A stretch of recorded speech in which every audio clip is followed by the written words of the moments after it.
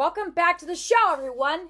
Today, we're traveling through the life of a true icon, the legendary Dick Van Dyke. If you got questions, sit tight because I've got answers and a few stories you won't want to miss. Let's dive in. Dick Van Dyke, actor, comedian, and all-around entertainer extraordinaire.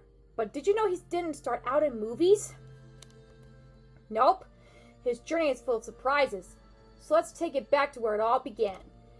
It's 1925 in Danville, Illinois, where baby Dick Van Dyke was born.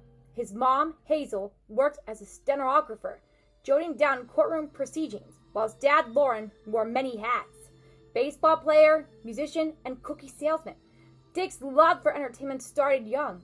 By the time he was just 5 years old, he was already a big brother and spending Saturdays at the movie theater, soaking up the slapstick brilliance of Buster Keaton and Laurel and Hardy, and imitating their antics at home. In high school, Dick had a knack for making people laugh, whether through jokes or funny faces. But he didn't stop there. Singing, magic tricks, sports, and school plays were all part of his repertoire. Oh, and let's not forget his after-school gig as a radio announcer. Talk about a multi-talented teen! Can you believe he had so many talents when he was a teen? I couldn't believe it anyway. Fast forward to 1944. The world was at war, and young Dick left high school to join the U.S.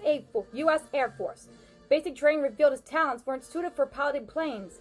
But no worries, the Air Force saw his true gift. They placed him in special services, where he entertained troops with shows and radio programming. After the war, Dick teamed up with his pal, Phil Eckerson, to form a comedy duo called the Merry Mutes, performing quirky acts across the country. Money was tight, but love was in the air. Dick and his girlfriend Margie wanted to marry, but couldn't afford it, until fate and a radio producer intervened. In 1948, the couple tied the knot live on the show Bride and Groom with an audience of 15 million listeners. They even had their wedding and honeymoon paid for. What a way to start a family, which grew to 6 with 2 sons and 2 daughters. 2 daughters and 2 sons? That's nuts! Dick's showbiz career kept evolving. From Atlanta's local TV shows to a move to New York City in 1955, he kept hustling, working alongside legends like Walter Cronkite and even auditioned for Broadway. Though his first show lasted only 2 weeks, his big break came with Bye Bye Birdie. Yeah, that's right, Bye Bye Birdie. Though Dick's performance was so good it earned him a Tony Award and caught the eye of comedy writer Carl Reiner. Carl had the perfect project in mind, The Dick Van Dyke Show, based on Carl's own life. Premiered in 1961, it became one of TV's most beloved shows, catapulting Dick to stardom.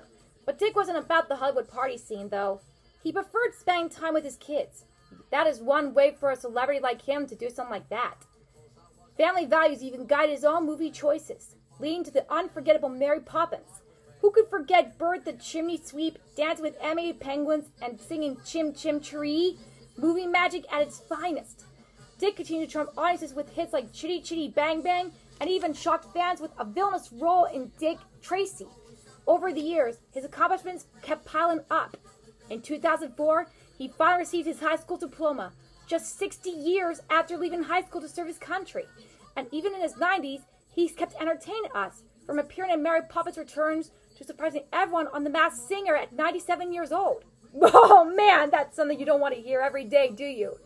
Dick often says that the secret to a long life is having something to do, someone to love, and something to hope for. And he's had it all, and shared it generously with the world. Through his talent and his heart, Dick Van Dyke has left an edible mark on entertainment and in the hearts of his fans. This is L.D.E signing off for now. Until next time, Pittsburgh, and remember to listen to Dick Van Dyke's advice.